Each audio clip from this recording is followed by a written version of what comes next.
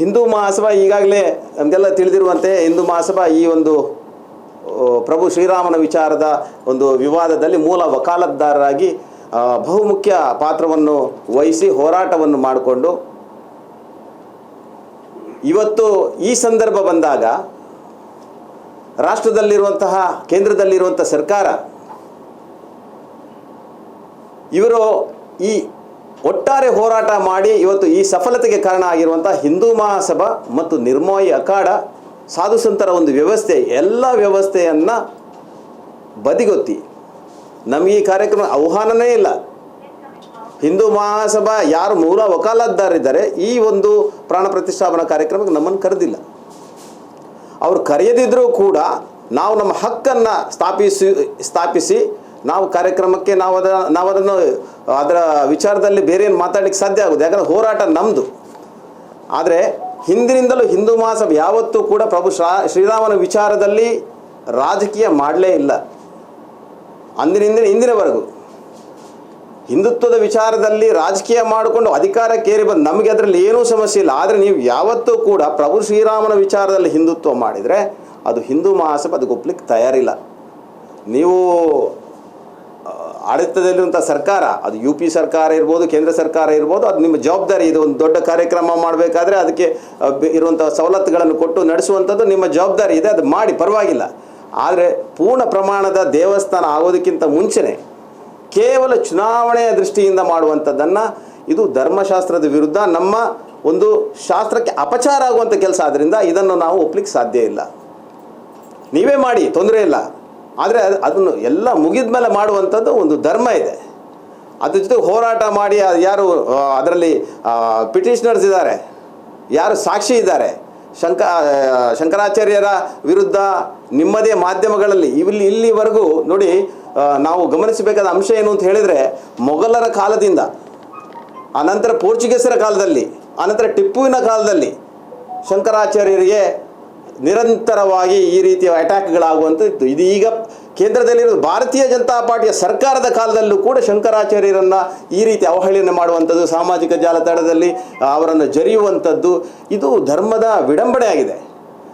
ಯಾವ ಹಿಂದೂ ಸಮಾಜವನ್ನು ಕಟ್ಟಬೇಕು, ಪ್ರಭು ಶ್ರೀರಾಮ ನಮ್ಮೆಲ್ಲರ ಆದರ್ಶ ಅಂತ ನಾವು ಅದನ್ನು ದೊಡ್ಡ ವಿಚಾರವಾಗಿ ಸಂಭ್ರಮಾಚರಣೆ ಮಾಡೋ ವಿಚಾರ ಮಾಡಬೇಕಾದ್ರೆ ಅದಕ್ಕೆ ಹೋರಾಟ ಮಾಡುವವರನ್ನು ನೀವು ಬದಿಗೊತ್ತಿ ಕೇವಲ ಒಂದು ಚುನಾವಣೆಯ ಸರಕನ್ನಾಗಿ ಶ್ರೀರಾಮನನ್ನು ಉಪಯೋಗ ಮಾಡ್ತೀರಿ ಅಂತ ಹೇಳಿದರೆ ಇದನ್ನು ಒಪ್ಪತಕ್ಕಂಥ ವಿಚಾರ ಅಲ್ಲ.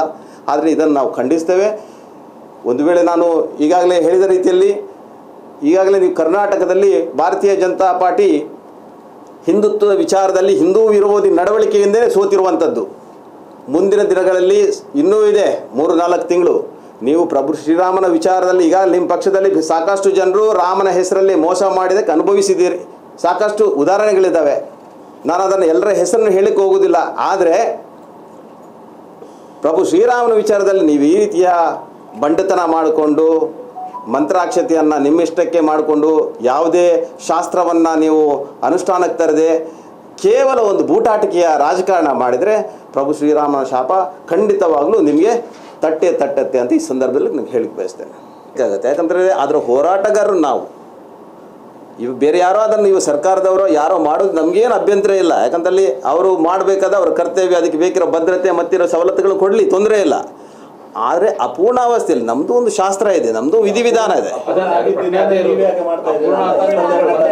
ಈಗ ನಾವು ನೋಡಿ, ನಾವು ಮಾಡೋದಿಲ್ಲ ಅಂತ ಹೇಳಿದ್ರು ಕೂಡ ಪ್ರತಿಷ್ಠಾಪನೆ ಆಗ್ತಾ ಇದೆ. ನಾವು ಮಾಡುವಂಥದ್ದು ನಮ್ಮ ಹೋರಾಟಕ್ಕೆ ಸಿಕ್ಕ ಫಲಕ್ಕೆ ಅಲ್ಲೆಲ್ಲೋ ನಮ್ಮ ಜನ್ಮಭೂಮಿಯಲ್ಲಿ ಕೆಲಸ ಆಗ್ತಾಯಿದೆ ಅನ್ನೋ ಸಂತೋಷ ನಮಗಿದೆ. ಆ ಸಂತೋಷ ಇದೆ. ಆ ಸಂತೋಷನ ಹಂಚು ನಾವೇನು ಅದನ್ನು ಈಗ ಅಲ್ಲಿ ನಾವು ಯಾರು ಸನ್ಮಾನ ಮಾಡಲಿಕ್ಕೆ ಹೊರಟಿರೋದು ಯಾರಿಗೆ? ಅದಕ್ಕೆ ಹೋರಾಟ ಮಾಡಿದಂಥವ್ರಿಗೆ. ಅಲ್ಲಿ ತ್ಯಾಗ ಬಲಿದಾನ ನಡೆದಿದ್ದಾವೆ. ಏನು 1-2 ವರ್ಷದ ಹೋರಾಟ ಅಲ್ಲ, 500 ವರ್ಷದ ಹೋರಾಟ. ನಾವು ಆಯ್ಕೆ ಮಾಡ್ಕೊಂಡಿರೋದಲ್ಲ ಇದು.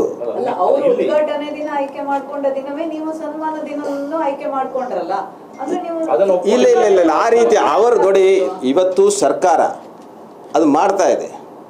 ಆ ದಿವಸ ಅಲ್ಲ, ನಾವು ಇನ್ನೊಂದು ದಿವಸ ಇಡಬೇಕು. ಯಾವ ದಿವಸ ಅದು ದಿನ ನಿಗದಿ ಮಾಡೋದು ಹಿಂದೂ ಮಹಾಸಭಾ ಅಲ್ಲಲ್ಲ. ನಮ್ಮನ್ನು ಟ್ರಸ್ಟಿಂದ ಹೊರಗಡೆ ಹಾಕಿದ್ದಾರೆ.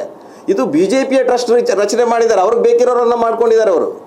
ಕರೆಕ್ಟ್. ನೀವೀಗ 22ಕ್ಕೆ ನೀವು ಮಾಡೋದ್ರ ಮೂಲಕ ಬಿಜೆಪಿಗೆ ನೀವು ಸಪೋರ್ಟ್ ಮಾಡ್ದಂಗೆ ಖಂಡಿತ ಇಲ್ಲ. ನಾನು ಇವತ್ತು ನೋಡಿ, ಇಲ್ಲಿ ಬಿಜೆಪಿ ಕಾಂಗ್ರೆಸ್ ವಿಚಾರ ಬರೋದು, ಯಾರು ಧರ್ಮದ ವಿಚಾರವಾಗಿ ಧರ್ಮ ವಿರೋಧಿ ಚಟುವಟಿಕೆ ಮಾಡ್ತಾರೆ, ಹಿಂದೂ ವಿರೋಧಿ ಚಟುವಟಿಕೆ ಮಾಡ್ತಾರೆ, ಅವ್ರನ್ನ ವಿರೋಧ ಮಾಡ್ತೇವೆ ನಾವು. ಇದು ಕಾಂಗ್ರೆಸ್ ಬಿಜೆಪಿ ವಿಚಾರ ಅಲ್ಲ, ಇದು ನಮ್ಮ ನಂಬಿಕೆ ವಿಚಾರ. ಇದು ನಾವೇನು ಯಾರಿಗೂ ಗುತ್ತಿಗೆ ಕೊಟ್ಟಿಲ್ಲ ಹಿಂದುತ್ವವನ್ನು. ಭಾರತೀಯ ಜನತಾ ಪಾರ್ಟಿ ಸದ್ಬಳಕೆ ಮಾಡಿಕೊಂಡು ಅಧಿಕಾರಕ್ಕೆ ಬಂದಿದೆ.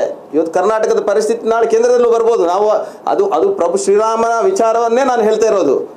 ನಾವೇನು ಸೋಲಿಸಿದ್ದಲ್ಲಲ್ವಾ. ಈಗ ಹಿಂದೂ ವಿರೋಧಿ ಚಟುವಟಿಕೆ ಮಾಡಿ ಹಿಂದೂ ಕಾರ್ಯಕರ್ತರ ವಿರೋಧ ಮಾಡ್ತಾರೆ. ಓಕೆ, ಅಂದರೆ ರಾಮನವಮಿ ಬೆಟರ್ ಒಳ್ಳೆಯ ದಿನ ಅಂತ ಶಂಕರಾಚಾರ್ಯರು ಕೂಡ ಹೇಳ್ತಾ ಇದ್ರು. ಸೊ ಹಾಗೆ ನೀವು ಈಗ ಸನ್ಮಾನ ಮಾಡುವುದನ್ನು ಕೂಡ ಅಂದರೆ ಅದಕ್ಕೆ ಪೂರಕವಾಗಿ ಮಾಡ್ತಾ ಇರೋದ್ರಿಂದ 22ಕ್ಕೆ ಮಾಡ್ತಾ ಇರೋದ್ರಿಂದ ನಾವು ನೋಡಿ, ಒಂದು ಮೆಸೇಜನ್ನು ಭಾರತೀಯ ಜನತಾ ಪಾರ್ಟಿಗೆ ಕೊಡ್ಲಿಕ್ಕೆ ಬಯಸ್ತೇವೆ. ನಾವು ಪ್ರಭು ಶ್ರೀರಾಮನ ವಿಚಾರದಲ್ಲಿ ಹೋರಾಟ ಮಾಡಿದಂಥ ಹಿಂದೂ ಮಹಾಸಭಾ, ನಿರ್ಮೋಹಿ ಅಖಾಡ, ಶ್ರೀರಾಮ ಎಲ್ಲರ ಸೊತ್ತು. ಇದು ಕೇವಲ ಹಿಂದೂ ಮಹಾಸಭಾದ ಸೊತ್ತು. ಹಿಂದೂ ಮಹಾಸಭಾ ಅಂದರೆ ಏನು? ಇಡೀ ಹಿಂದೂ ಸಮುದಾಯವನ್ನು ರೆಪ್ರೆಸೆಂಟ್ ಮಾಡುವಂತಹ ಒಂದು ಅಂದಿನ ದಿನದಿಂದ ಇವತ್ತಿನ ಕೂಡ ನಾವು ಧರ್ಮದ ಕೆಲಸ ಮಾಡ್ತಾ ಬಂದಿದ್ದೇವೆ. ಈಗ ನಾವು ಹೋರಾಟ ಮಾಡಿದಂತಹ ನಮ್ಮ ನಾಯಕರುಗಳು ಭಿಕ್ಷೆ ಎತ್ತಿ ಅಂದಿನ ದಿವಸದಲ್ಲಿ ಕೇಸ್ ಚಲಾವಣೆ ಮಾಡಿದ್ದಾರೆ. ಯಾವ ಭಾರತೀಯ ಜನತಾ ಪಾರ್ಟಿಯು ಬರಲಿಲ್ಲ, ಯಾವ ಪರಿವಾರನೂ ಬಂದಿರಲಿಲ್ಲ. ಇವತ್ತು ಬಂದಿದ್ದಾರೆ, ಸಂತೋಷ ಇದೆ. ನಾವು ಸೇರ್ಕೊಂಡು ಮಾಡೋಣ, ಏನು ತೊಂದರೆ ಇಲ್ಲ. ಯಾರು ಹೋರಾಟ ಮಾಡಿದ ಅವರನ್ನು ಹೊರಗಿಟ್ಟು ನೀವು ಮಾಡುವಂಥದ್ದು ಏನಿದೆ ಅದರಲ್ಲಿ? ಏನು ನಾವೇನು ಎಲ್ಲಿ ಬೇರೆ ದೇಶದಿಂದ ಬಂದವರು? ನಾವು ಇಲ್ಲಿಯವರು. ನಮ್ಮ ಹೋರಾಟದ ಫಲವಾಗಿ ಇವತ್ತು ನೀವು ಅಧಿಕಾರದಲ್ಲಿದ್ದೀರಿ. ನಮ್ಮನ್ನೇ ಹೊರಗಿಡುವುದಂತ ಹೇಳಿದರೆ ಏನರ್ಥ? ಅದಕ್ಕೆ ಕಾರ್ಯಕ್ರಮಕ್ಕೆ ಆಹ್ವಾನ ಇಲ್ಲ. ಆ ಟ್ರಸ್ಟನ್ನು ವಿಸರ್ಜನೆ ಮಾಡಿದ್ದಾರೆ, ಬೇರೆ ಯಾವುದೋ ಟ್ರಸ್ಟ್ ಮಾಡ್ಕೊಂಡಿದ್ದಾರೆ. ಇಷ್ಟೆಲ್ಲ ನಡೆಯುವಂಥದ್ದಲ್ಲಿ ಅವರದೇ MP ಆದ ಡಾಕ್ಟರ್ ಸುಬ್ರಹ್ಮಣ್ಯ ಸ್ವಾಮಿ ಅವರು ಕಳೆದ 5 ವರ್ಷದಿಂದ ಗೋಗರಿತಿದ್ದಾರೆ. ರಾಮ ಸೇತುವನ್ನು ನೀವು ರಾಷ್ಟ್ರೀಯ ಸ್ಮಾರಕವನ್ನು ಮಾಡಿ ಅಂತ ಪ್ರಧಾನಮಂತ್ರಿಗಳು ಟೇಬಲ್ ಮೇಲೆ ಇಟ್ಟಿದ್ದಾರೆ. ಯಾಕೆ ಆ ಫೈಲನ್ನು ಇನ್ನೂ ಹಾಗೆ ಇಟ್ಟಿದ್ದೀರಿ? ಅದು ಹಿಂದುತ್ವದ ವಿಚಾರ ಅಲ್ವಾ? ಯಾಕೆ ಘೋಷಣೆ ಮಾಡಿಲ್ಲ ಇನ್ನೂ ನೀವು? ಅಂದರೆ ಅದರಲ್ಲಿ ಲಾಭ ಬರೋದಿಲ್ಲ, ಚುನಾವಣೆಗೆ ಏನೂ ಆಗೋದಿಲ್ಲ ಅಂತ ಆ ವಿಚಾರವನ್ನು ಮುಂದಿಟ್ಕೊಂಡು ಮಾಡ್ತೀರಾ. ನೀವು ಚುನಾವಣೆ ನಡೆದ ಮೇಲೆ ಮಾಡಿ, ಅದಕ್ಕೆ ಬೇಕಿರುವ ವ್ಯವಸ್ಥೆಗಳೆಲ್ಲ ಆದ ಮೇಲೆ ಮಾಡಿ. ಯಾಕೆ ಆ ತುರಾತುರಿಯಲ್ಲಿ ಮಾಡುವಂಥದ್ದು ಅಗತ್ಯ ಏನಿದೆ? ಸರ್ಕಾರ ನಿಮ್ಮದೇ ಇದೆ. ಭಯ ಇದೆಯಾ ಸರ್ಕಾರ ಬೀಳ್ತದೆ ಅಂತೇಳಿ ಅಲ್ವಾ? ನಾವು ಇಷ್ಟು ವರ್ಷದಲ್ಲಿ ಏನೂ ಮಾಡಿಲ್ಲ, ಕೊನೆ ಪಕ್ಷ ರಾಮನ ಹೆಸರಲ್ಲ ಅದು ಗೆಲ್ಲೋಣ ಅಂತ ಏನಾದರೂ ತಂತ್ರಗಾರಿಕೆನ ನಿಮ್ಮದು? ನೀವು ಹಿಂದೂ ಸಮುದಾಯವನ್ನು ಎಲ್ಲಿ ಕರ್ಕೊಂಡು ನೋಡಿ, ಇಲ್ಲಿ ಏನಾಗ್ತಾ ಇದೆ ಅಂತ ಹೇಳಿದರೆ, ಹಿಂದೂ ಸಮುದಾಯ ಇವತ್ತು ತುಂಬ ತೊಂದರೆಯಲ್ಲಿದೆ. ಅದು ಕೇಂದ್ರ ಸರ್ಕಾರ ಈಗ ಬಂದ ಮೇಲೂ ಇದೆ, ಅದಕ್ಕಿಂತ ಹಿಂದಲೂ ಇದೆ. ಈಗ ನಮಗೆ ಬದುಕಲಿಕ್ಕೆ, ಹಿಂದೂಗಳಿಗೆ ಬದುಕಲಿಕ್ಕೆ ಸಮಸ್ಯೆ ಆಗ್ತಾ ಇದೆ.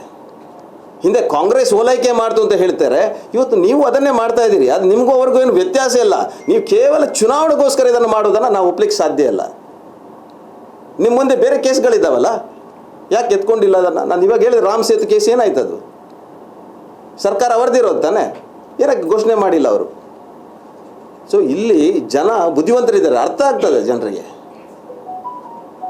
ಮತ್ತೆ ಶಂಕರಾಚಾರ್ಯ ಹೇಳ್ತಾ ಇರೋದು, ಇದು ಅರ್ಧ ಕಾಗಿದ ಒಂದರವನ್ನು ಉದ್ಘಾಟನೆ ಮಾಡಿದರೆ ಇದೊಂದು ಕೆಟ್ಟ ಸಂಪ್ರದಾಯವನ್ನ, ಅಂದ್ರೆ ಸನಾತನ ಒಂದು ಸಂಪ್ರದಾಯ ಇದೆ, ಅದನ್ನ ಮಾಡಿ ಮನಸ್ಸಿಗೆ ಬಂದ ಹಾಗೆ ಮಾಡಿದ ನಾವು ಅದನ್ನೇ ಹೇಳ್ತಾ ಇರೋದು.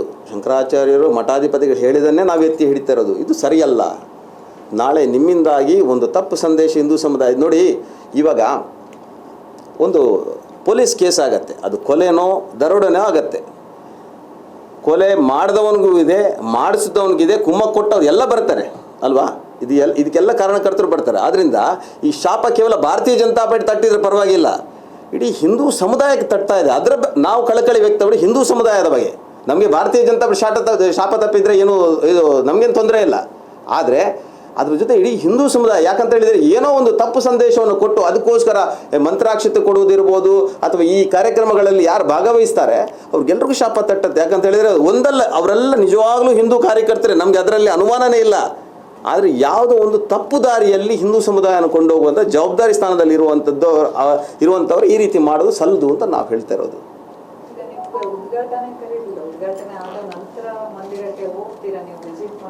ಅದು ಈ ಹಿಂದೆನೂ ಹೋಗಿದ್ದೇವೆ, ಮುಂದೆನೂ ಹೋಗ್ತದೆ. ಅದಕ್ಕೆ ಯಾರ ಅಪ್ಪಣೆ ಅವಶ್ಯಕತೆ ಇಲ್ಲ. ದೇವಸ್ಥಾನ ನಮ್ಮದು, ನಾವೇನು ಪರಕೇರಲ್ವಲ್ಲ. ಉದ್ಘಾಟನೆಗೆ ಈಗ ಕರೆಯಲಿಲ್ಲ, ಇನ್ನೊಂದು 2-3 ನಾಳೆ ಬಂದು ನೀವು ಕರಿಬಹುದು, ನಾಳೆ ಹೋಗ್ತೀರಾ? ಇಲ್ಲ, ಖಂಡಿತ ಕರೆದ್ರು. ನಾವು ಒಂದು ವ್ಯವಸ್ಥೆ ಒಳಗಡೆ ಇದ್ದೇವೆ. ನಮ್ಮನ್ನು ಕರೆಯುವಂಥದ್ದಾದರೆ ಈ ಹಿಂದೆನೇ ಕರಿಬೇಕು. ಎಲ್ಲದು ಈ ಮದುವೆ ದಿವಸ ಯಾರನ್ನು ಕರೆಯೋದಿಲ್ಲಲ್ಲ, ಅದಕ್ಕೆ ಮುಂಚೆನೇ ಕರಿಬೇಕಲ್ಲ ಅಲ್ವಾ? ಸೊ ಶಾಸ್ತ್ರಾನುಸಾರ ನಮ್ಮನ್ನು ಎಲ್ಲಿ ಕರಿಬೇಕಾಗಿತ್ತು ಅಲ್ಲಿ ಕರಿಬೇಕಾಗಿತ್ತು. ಇಷ್ಟೊತ್ತಿಗೆ ಕರಿಬೇಕಾಗಿದ್ದು ಕರೀಲಿಲ್ಲ. ಆದ್ದರಿಂದ ಆ ಪ್ರಶ್ನೆ ಉದ್ಭವಿಸೋದಿಲ್ಲ. ಅಲ್ಲ, ನಮ್ಮನ್ನು ಕರೀರಿ ಗೋಗರಿಯುವಂಥ ಅವಶ್ಯಕತೆ ನಮಗಿಲ್ಲ. ಅಲ್ವಾ? ನಮ್ಮ ಶಕ್ತಿ ಪ್ರದರ್ಶನ ನಾವು ಮಾಡಿದ್ದೇವೆ. ಮಂದಿರ ಇವತ್ತು ಅದಕ್ಕೇನು ವ್ಯವಸ್ಥೆ ನಡೀತಾ ಇದೆ. ನಮ್ಮ ಹೋರಾಟದ ಫಲವೇ ಅಲ್ವಾ ಪ್ರಭು ಶ್ರೀರಾಮನ ಮಂದಿರ. ಎಲ್ಲಿತ್ತು? ನೀವೇ ಇತಿಹಾಸ ತೆಗೆದು ನೋಡಿ. ಭಾರತೀಯ ಜನತಾ ಪಾರ್ಟಿದು ಎಲ್ಲಿಯಾದರೂ ಅದರಲ್ಲಿ ಅವ್ರದ್ದು ಏನಾದರೂ ಇದೆಯಾ? ಏನಾದರೂ ಕೊಡುಗೆ ಇದೆಯಾ ಪ್ರಭು ಶ್ರೀರಾಮನ ಮಂದಿರಕ್ಕೆ? ಹಿಂದೂ ಕಾರ್ಯಕರ್ತರ ಹೋರಾಟ. ಈ ಹಿಂದೂ ಕಾರ್ಯಕರ್ತರೆಲ್ಲ ಭಾರತೀಯ ಜನತಾ ಪಾರ್ಟಿ ಅಂತ ಹೇಳಿದ್ರೆ ಅದು ಮೂರ್ಖತನದ ಪರಮಾವಧಿ. ಅದು ಅಲ್ಲ. ಮೋದಿ ಅಂದ್ರೆ ಮೋದಿ ಅಥವಾ ಬಿಜೆಪಿ ರಾಜಕೀಯಕ್ಕೆ ಬಳಸ್ಕೊಳ್ತಾರೆ ಅಂತ ಹೇಳ್ತೀವಿ. ಹೌದು. ವಾಸ್ತವದಲ್ಲಿ ಅಂದ್ರೆ ಇವತ್ತು ಯಜಮಾನಿಕೆಯಿಂದಾನೇ ಹಿಂದೆ ಸರಿದ್ದಾರೆ ಅವರು, ಅಂದ್ರೆ ಮೋದಿ. ಸೊ ಅದು ಹೇಗೆ ರಾಜಕೀಯ ಬಳಸ್ಕೊಳ್ತೀವಿ ಅಂತ ಏನು ಹೇಳಿ? ಅದು ಪ್ರತಿಷ್ಠಾಪನ ಯಜಮಾನಿಕೆ ಅಂತ ಇದೆ, ಅದರಿಂದಾನೇ ಹಿಂದೆ ಸರಿದು ಬಿಟ್ಟಿದ್ದಾರೆ ಅಂತ. ಯಾರು? ಮೋದಿ ಅವರು. ಅದು ಇಷ್ಟೆಲ್ಲ ಆಗಬೇಕು, ಸರಿಲೇಬೇಕಲ್ಲ. ನೀವು ಎಲ್ಲ ಮಾಡಿಬಿಟ್ಟು ಕೊನೆಗೆ ನಾನಿಲ್ಲ ಅಂತ ಹೇಳಿದರೆ ಕಾರಣ ಕಟ್ತೀರಿ ಯಾರು? ಅಲ್ವಾ? ಈ ಮೇಕೆ ತಿಂದು ಕೋತಿ ತಿಂದು ಮೇಕೆ ಮುಖ ಕೋರಿಸಿದಂಗೆ ಆಗ್ತದಲ್ಲ, ಹಂಗಾಗಬಾರ್ದು. ಅದು ಇಡೀ ಜನ ಇವತ್ತು ನಮ್ಗೆ ಗೊತ್ತಿದೆ ನಿಮ್ಮ ಉದ್ದೇಶ ಏನು, ನಮ್ಗೆ ಗೊತ್ತಿದೆ.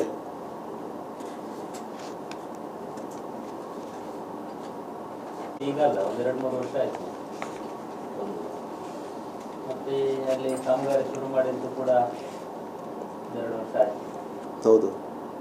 ಉದ್ಘಾಟನೆ ಆಗುವಾಗ ನೀವು ಬಂದು ನಮ್ಮನ್ನು ಇಲ್ಲ, ಕಾಮಗಾರಿ ಪ್ರಾರಂಭ ಮಾಡುವಾಗಲೇ ಹಿಂದೂ ಮಾಸ ಅವತ್ತಿನ ಒಂದು ಪತ್ರಿಕಾಗೋಷ್ಠಿಯಲ್ಲೂ ಹೇಳಿದೆ, ಚುನಾವಣೆಗೆ ಪೂರಕವಾಗಿ 3 ತಿಂಗಳಿರಬೇಕಾದ್ರೆ ಇವರು 100ಕ್ಕೆ 100 ಇದನ್ನು ಉದ್ಘಾಟನೆಯ ಕಾರ್ಯಕ್ರಮ ಮಾಡ್ತಾರೆ ಅಂತ ನಾವು ಹೇಳಿದ್ದೇವೆ.